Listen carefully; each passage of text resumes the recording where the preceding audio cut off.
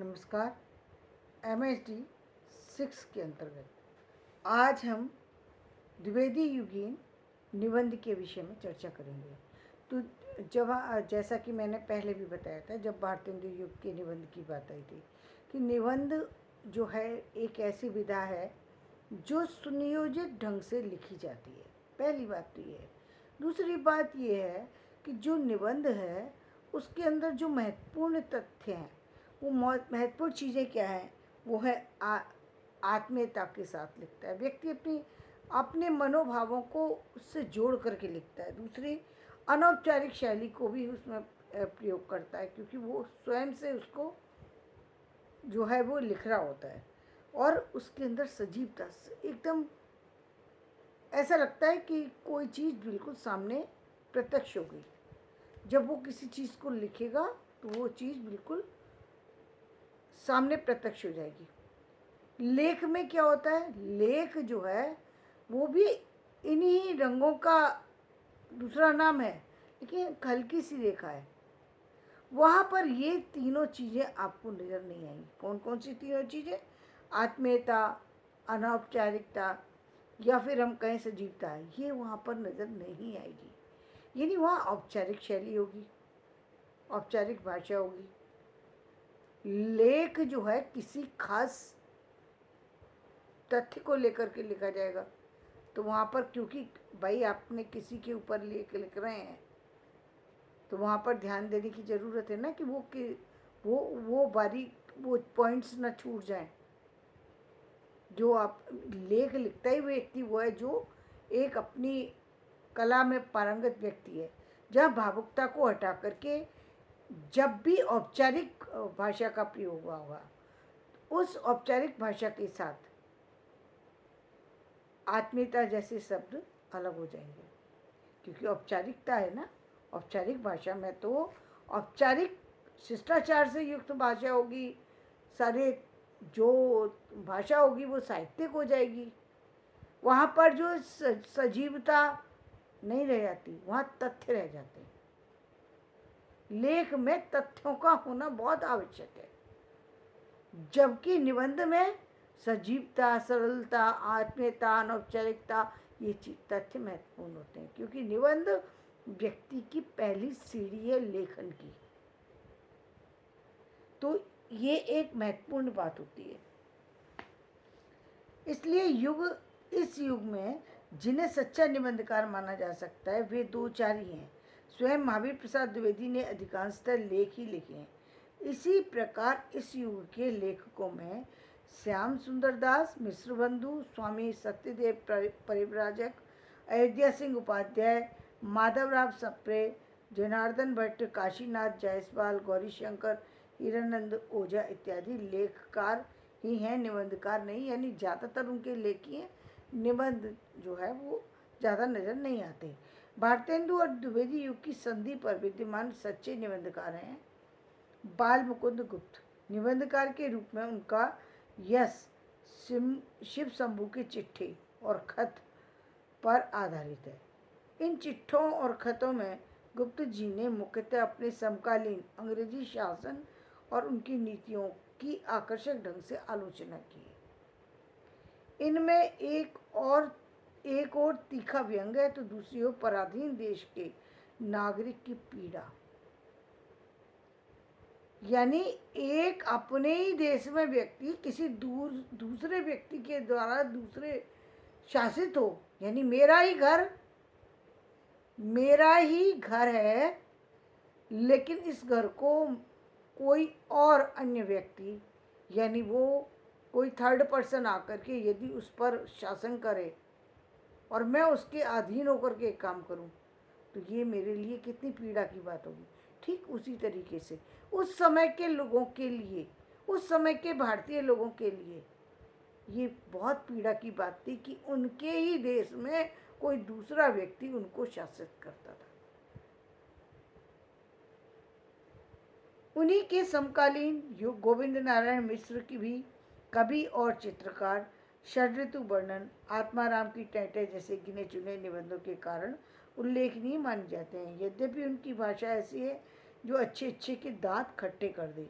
उनकी शब्द योजना और वाक्य रचना बाणभट्ट की याद दिलाती है। यानी बाणभट्ट की जो शैली है, संस्कृत के बाणभट्ट को आप यदि आप कभी पढ़ने का मौका मिले तो हिंदी में भी उसका जितने जो कुछ लिखा है उसको हिंदी में अनुवाद करके आप देख ही सकते हैं, पढ़ ही सकते हैं।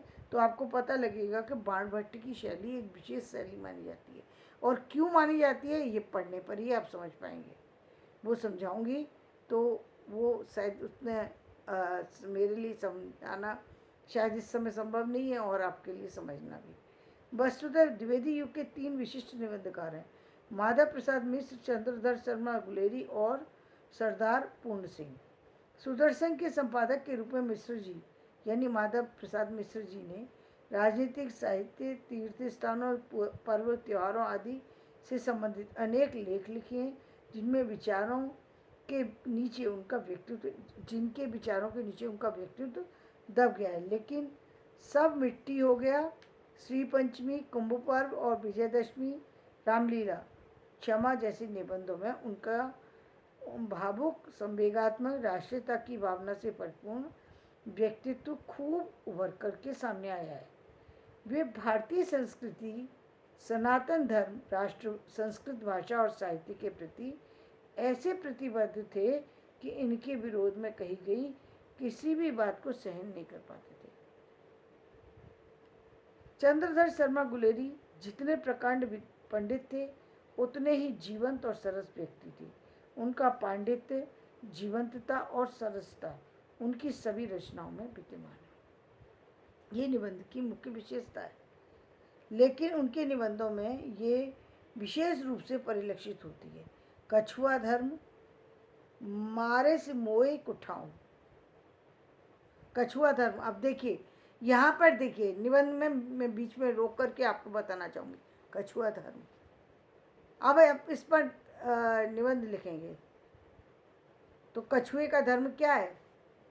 कछुए का धर्म है कि वो पानी में धीरे धीरे धीरे धीरे चलता रहे। वो धीरे ही चल सकता है ना, उसकी गति तो तीव्र नहीं हो सकती, लेकिन चलना वो उसको निरंतर पड़ेगा, रुक नहीं सकता। कछुए का धर्म एक विशेष धर्म है, लेकिन कछुआ भी जीत सकता है। ये खरगोश के दौड़ से, कछुआ और खरगोश की दौड़ की कहानी के द्वारा आप समझ सकते हैं। तो मारे से मोहि कुठाऊं। काशी, काशी की नींद और काशी के नूपुर, जय जमुना मैया की, होली की ठिठोली या अप्रैल फूल। अब ये ऐसे विषय हैं जहाँ पर व्यक्ति अपने व्यक्तित्व को, अपनी भावनाओं को बिना किसी के से संक्रमित हुए, बिना किसी से प्रभावित हुए, बिना किसी के दबाव से अपने अनौपचारिक शैली में अपने भावों के साथ, औपचारिक शैली है तो आपकी औपचारिक होगी, लेकिन अपनी स्थितियों के अनुसार, यानी किसी के बंधन के हिसाब से नहीं लिखते निबंध। निबंध में व्यक्ति अपनी इच्छाओं के अनुरूप उस चीज को ढालता है।